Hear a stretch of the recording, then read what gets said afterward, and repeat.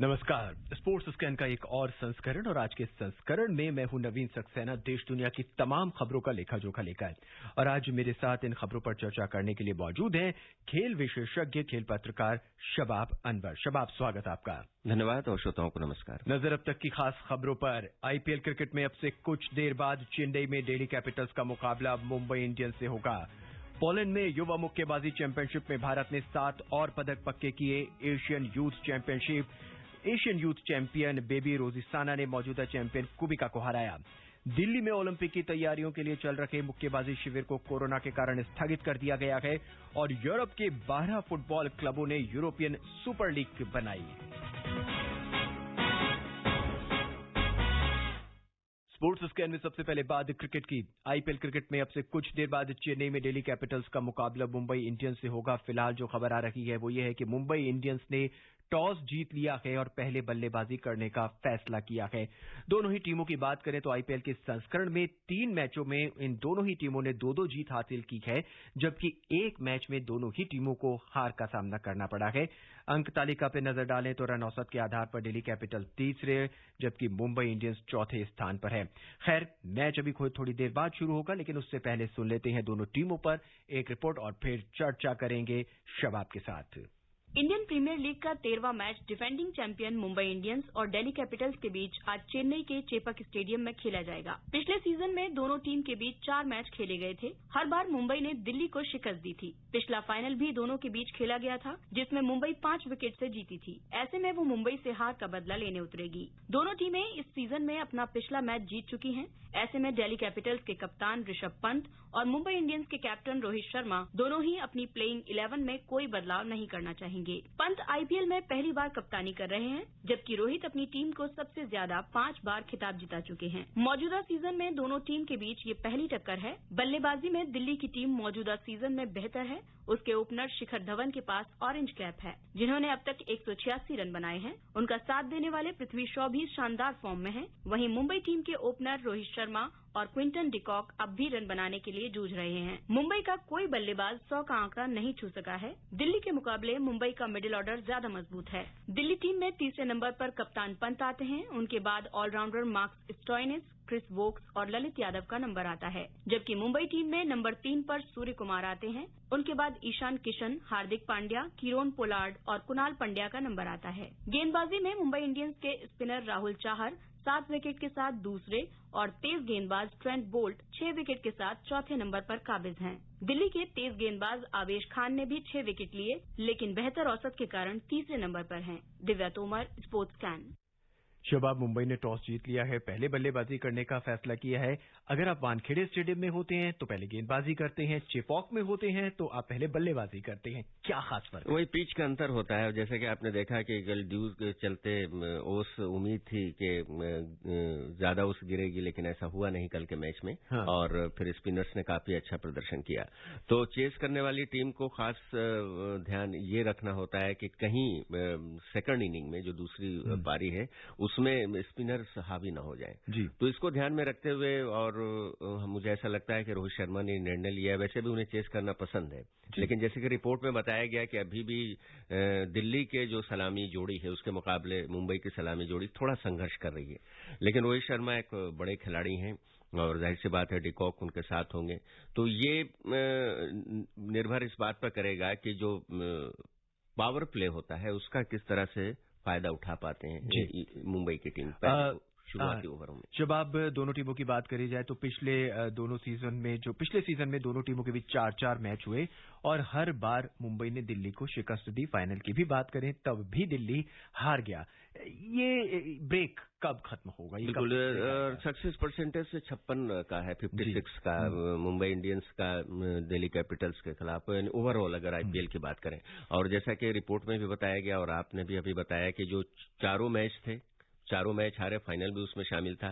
Delhi Capitals का नाम बदलने के बाद लगातार अच्छा प्रदर्शन दिल्ली की टीम कर रही है।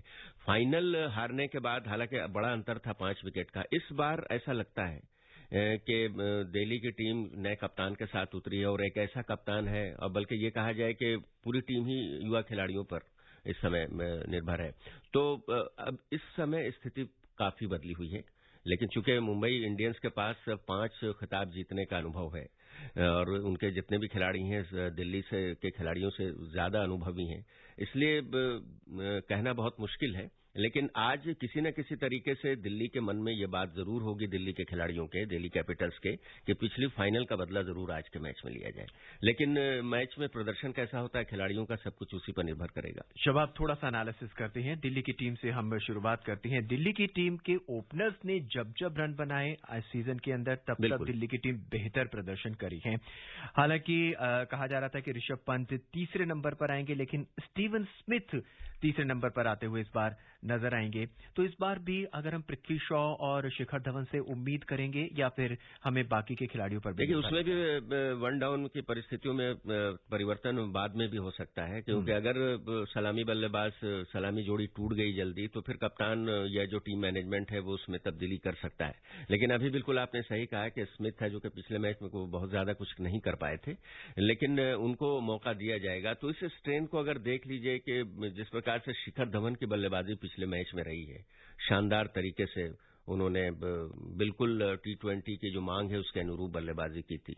तो मुझे ऐसा लगता है कि ओपनिंग जोड़ी जो है इस समय, सलामी जोड़ी, कम से कम मुंबई के मुकाबले में दिल्ली की मजबूत है, और मिडिल ऑर्डर जो है वो मुंबई का मजबूत है दिल्ली के मुकाबले। अगर भारतीय टीम, दिल्ली की टीम की एक बार हम फिर बात करें तो दिल्ली की टीम इस समय 3 बॉलर्स, हालांकि एक बॉलिंग ऑलराउंडर की हम बात कर सकते हैं, रविचंद्रन अश्विन, तो एक मजबूत टीम लेकर मुंबई इंडियंस के खिलाफ उतर रखे।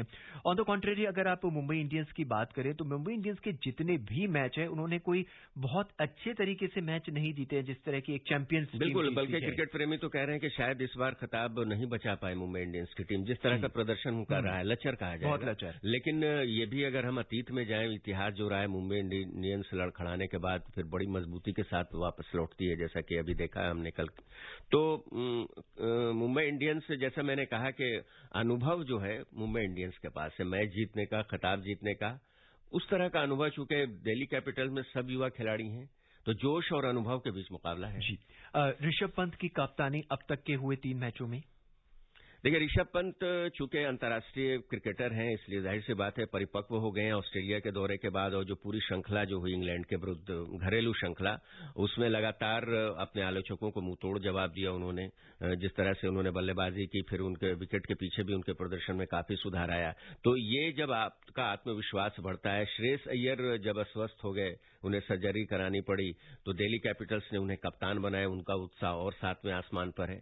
लेकिन कुछ चीजें अभी ऐसी हैं जो कि विकेट कीपर के रूप में ऋषभ पंत को अभी सीखनी पड़ेंगी। जाहिर सी बात है ये पहला मौका है जब वो टीम की कप्तानी कर रहे हैं, लेकिन अनुभव की जहां तक बात है, एक अंतर्राष्ट्रीय क्रिकेटर अगर विकेट के पीछे होकर, और ये भी कहा जाता है कि अगर विकेट कीपर कोई कप्तान है तो धोनी की मिसाल का उदाहरण हमारे सामने है, डिकॉक का उदाहरण हमारे सामने है, कि अगर वो कप्तान होता है विकेट कीपर तो उसकी नजर मैदान के चारों ओर रहती है, तो अच्छे तरीके से कप्तानी कर सकता है। मुंबई इंडियंस की अगर हम प्लेइंग 11 पर नजर डालें शबाब, तो जसप्रीत बुमराह है, ट्रेंट बोल्ट है, राहुल चाहर है, हार्दिक पांड्या है, कुरनाल पांड्या है, और किरण पोलार्ड भी बॉलिंग कर लेते हैं अगर बॉलिंग करने की जरूरत पड़े।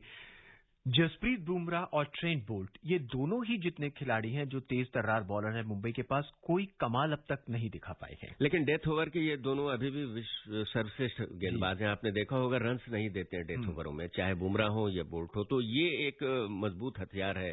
निश्चित रूप से जब दिल्ली कैपिटल्स से बल्लेबाजी करने के लिए उतरेगी और चेस कर रही होगी तो इन दोनों का रोल बहुत महत्वपूर्ण होगा, अपने पहले स्पेल में भी, स्लॉग ओवर में भी, और फिर डेथ ओवर में भी।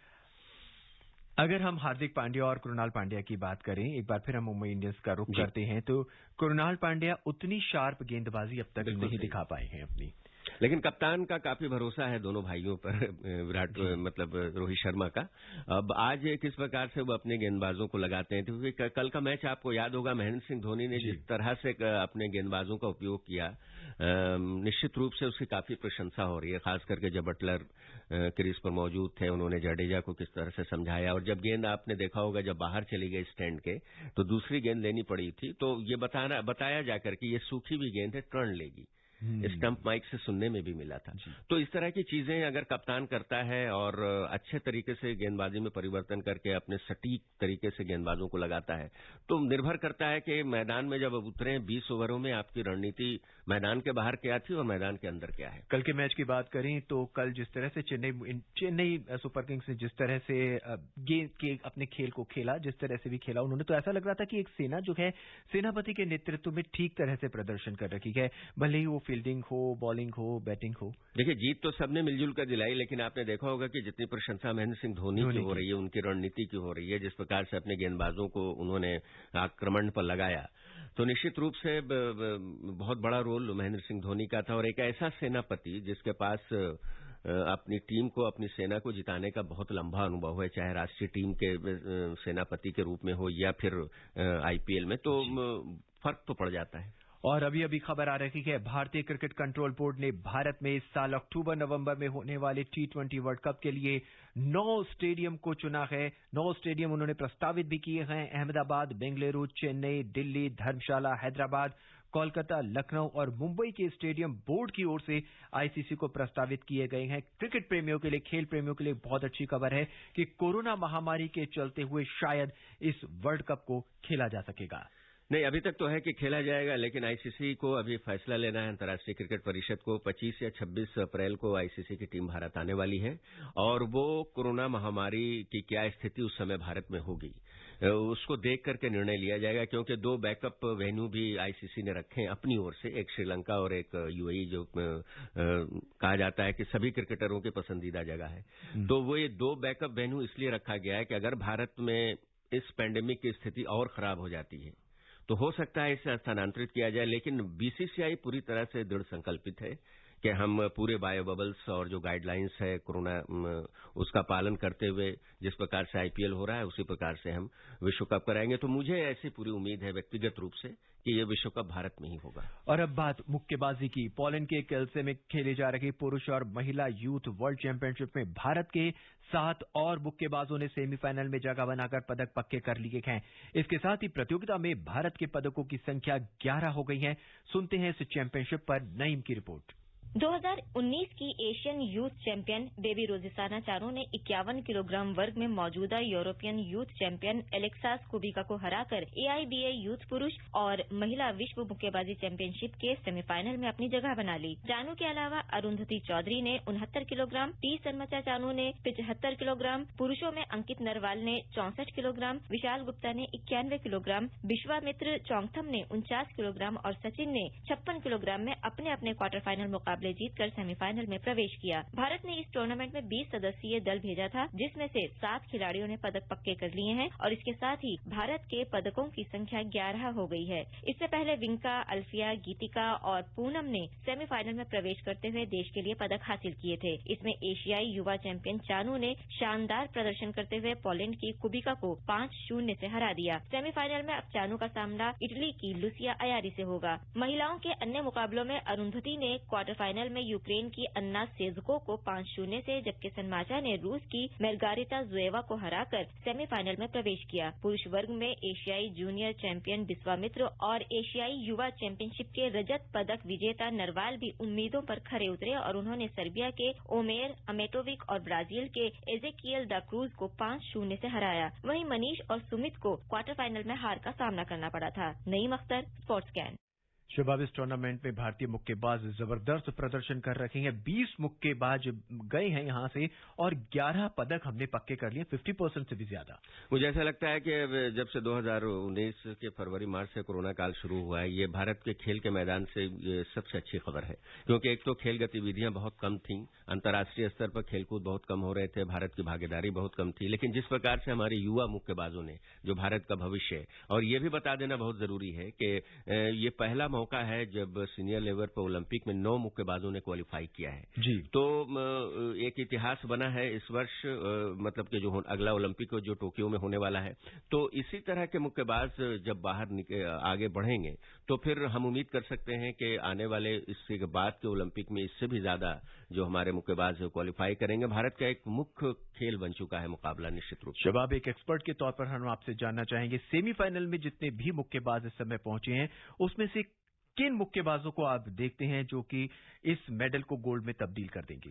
देखिए, मुख्य कोच अली कमर का कुछ देर पहले इससे क्वार्टर फाइनल पहले खत्म होने के बाद एक स्टेटमेंट हम लोगों ने देखा था कि उन्होंने जिसमें कहा था कि सेमीफाइनल में पहुंचने वाले जितने भी हमारे बॉक्सर हैं सब एक ही कैटेगरी के हैं जी।